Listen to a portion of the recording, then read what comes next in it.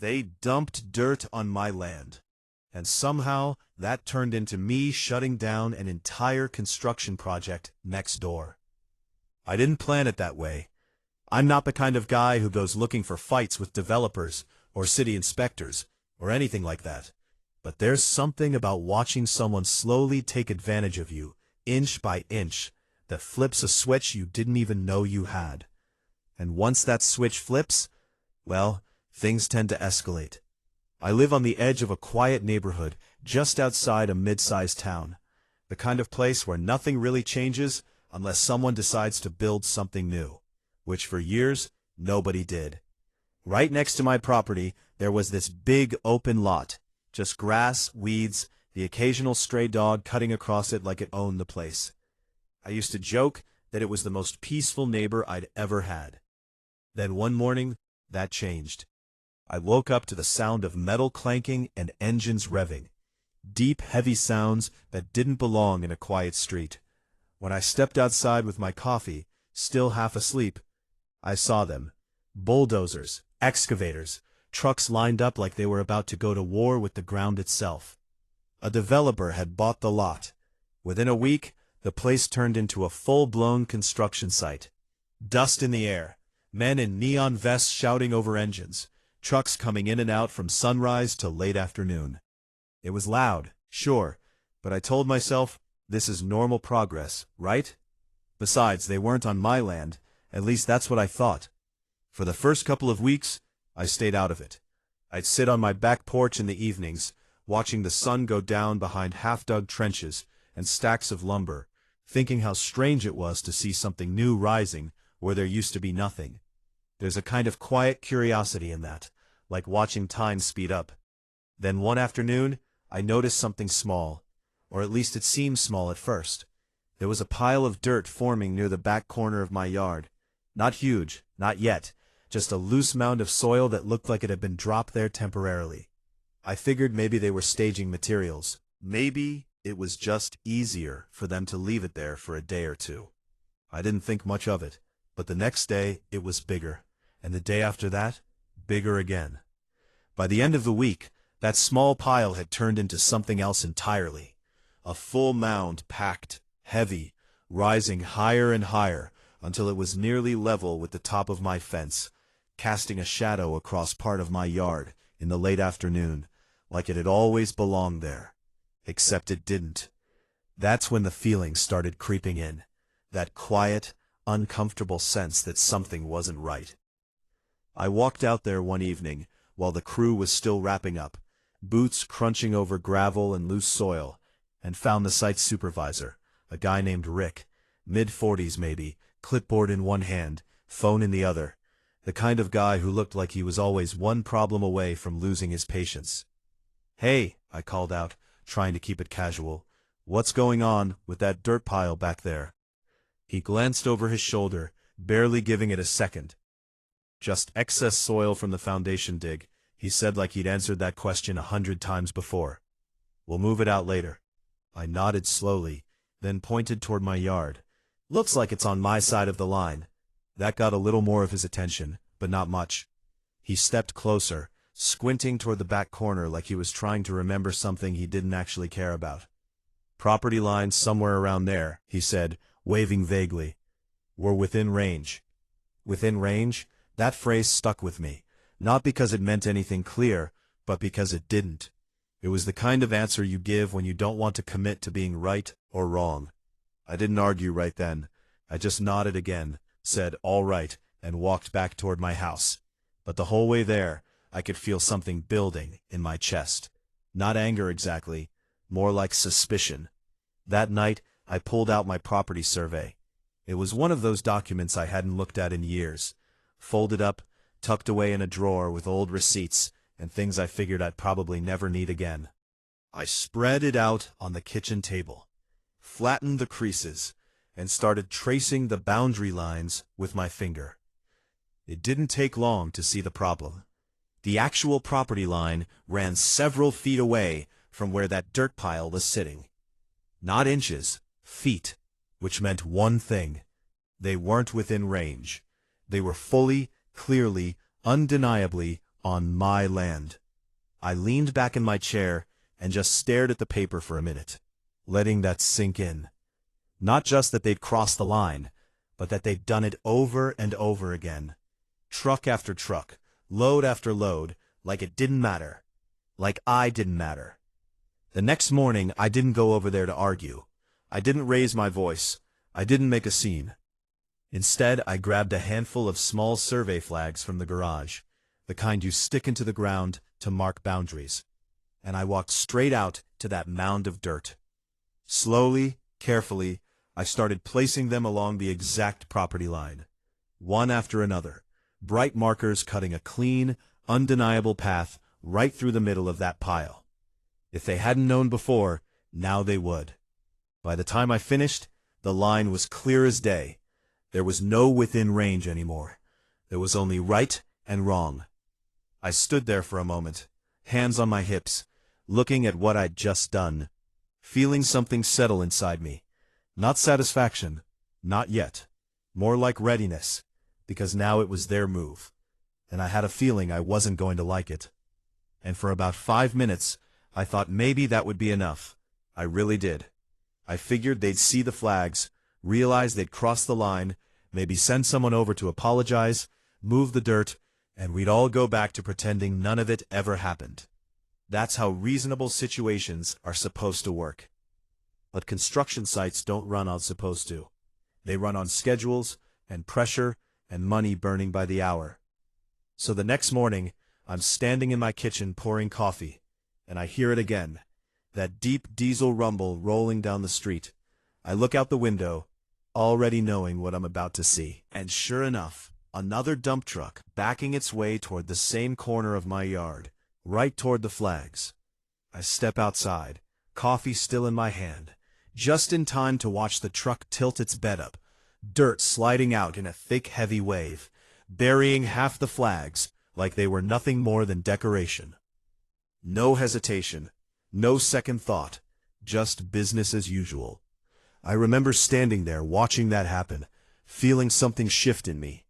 Not explosive anger, not yelling or storming over there, just this cold, quiet clarity. They saw the line. They just didn't care. That was the moment it stopped being about dirt. From that point on, it became about respect. I didn't go over to Rick right away. I didn't say a word. Instead, I walked back inside, set my coffee down, grabbed my phone, and went back out. If they were going to pretend this was nothing, I was going to make sure it became something. Every truck that came in after that, I filmed every load, every angle, every license plate I could catch. I'd stand there off to the side, not interfering, not saying a word, just documenting. Some of the workers noticed after a while.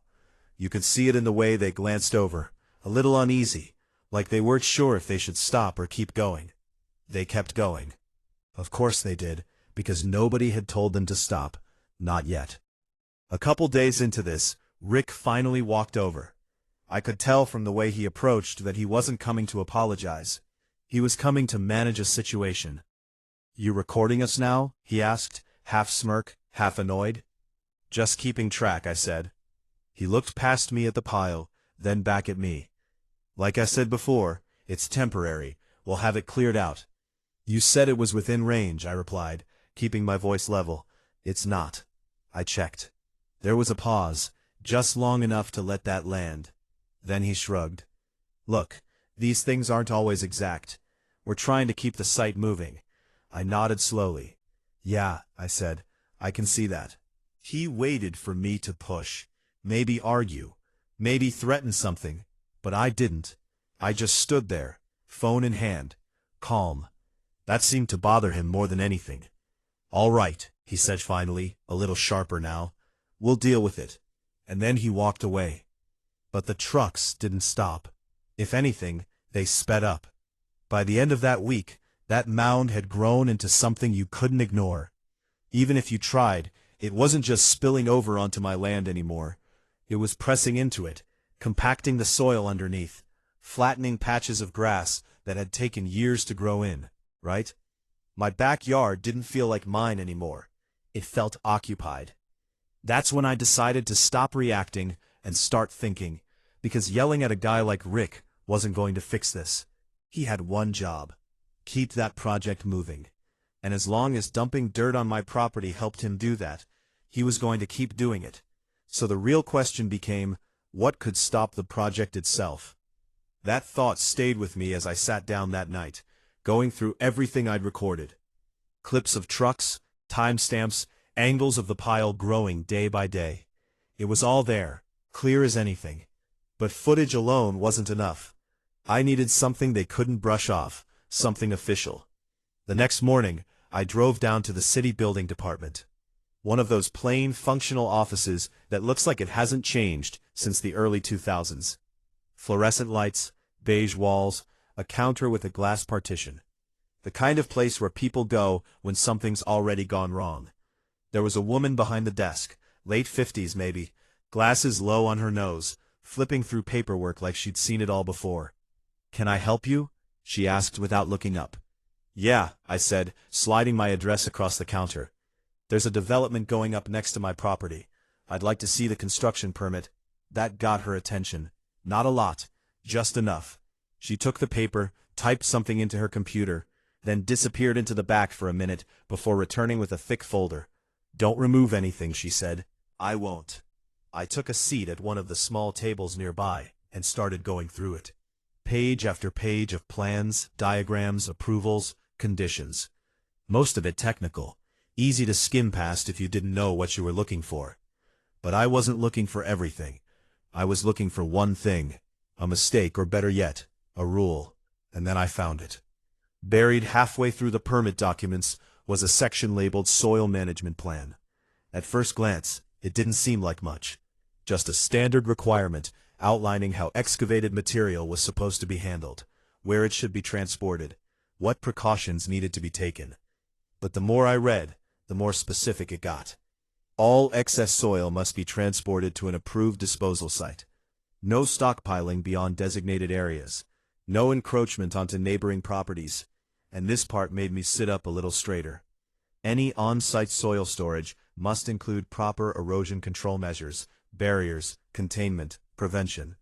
I closed my eyes for a second, replaying the image in my head. That massive pile of dirt sitting half on my land. No barriers, no containment, nothing stopping it from washing away the next time it rained. They weren't just cutting corners. They were ignoring the rules entirely. I flipped back a few pages, then forward again, making sure I wasn't misreading it. I wasn't. And just like that, everything shifted, because now this wasn't just a disagreement between neighbors. It wasn't just my word versus theirs.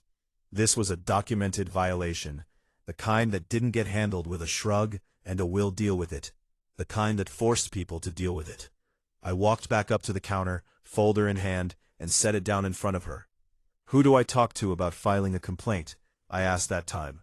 She looked up, really looked, studied my face for a second, like she was trying to figure out if I was serious or just another guy blowing off steam. Then she nodded slightly. "Fill this out," she said, sliding a form toward me. It wasn't long, just a couple of pages. Property details, description of the issue, any supporting evidence. I took my time with it. Not rushed, not emotional, just clear, precise, factual, dates, actions, location. And when I finished, I attached a few stills from the videos I'd taken. Trucks mid-dump, dirt spilling across the flagged line, the pile growing larger by the day. I handed it back to her. She glanced over it, then clipped it to the front of the folder. "We'll send inspectors out," she said. "No idea when. Few days usually," I nodded. That was fine, because by now I wasn't in a hurry. I walked out of that building feeling something I hadn't felt since this whole thing started. Control. Not over them, not yet, but over the situation. Because for the first time, the outcome wasn't going to depend on whether Rick felt like being reasonable. It was going to depend on rules he couldn't ignore. And the thing about rules like that is once they're in play, they don't just slow things down, they stop them. 3 days later, everything came to a stop. Not slowly, not gradually, just like that. I remember the morning clearly because it felt off before I even knew why. No engines, no shouting, no trucks grinding their way down the street.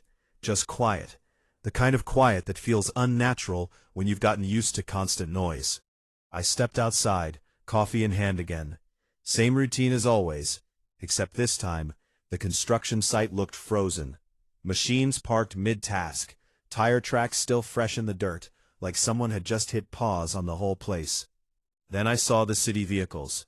2 of them, parked near the entrance, with a couple of inspectors walking the site, clipboards out, measuring tools in hand, moving slowly, deliberately, like people who already knew what they were about to find. I didn't go over right away. I just stood there, at the edge of my yard, watching. There's a strange feeling when something you set in motion actually starts playing out. Part of you feels justified. Part of you wonders if you just kicked over something bigger than you expected. One of the inspectors eventually made his way toward the back corner, toward my yard, toward the pile. He stopped right where the flags had been, or what was left of them, half buried, bent, but still visible enough to tell the story. He crouched down, brushed some dirt aside, then looked up, scanning the line, the slope, the spread. The second inspector joined him, and they started measuring. Not guessing, not within range, actual measurements. A few minutes later, one of them glanced over at me and gave a small nod. Not friendly, not unfriendly, just acknowledgement. They knew. I didn't need to hear it out loud. About 20 minutes after that, everything shifted. One of the inspectors walked over to Rick, who had shown up at some point, and now stood there, arms crossed, trying to look like he still had control of the situation. They talked. Not loudly, but intensely. I couldn't hear every word, but I caught enough. Outside approved boundary, no erosion control, violation of permit conditions. Rick tried to respond, gesturing toward the site, pointing like he could explain it away like this was just a minor oversight. It wasn't. The inspector handed him a sheet of paper. Rick looked down at it, and for the first time since I'd met him, he didn't have an answer. He just stood there still. Then he ran a hand over the back of his neck, exhaled slowly, and everything about his posture changed, because that piece of paper, that was a stop work order.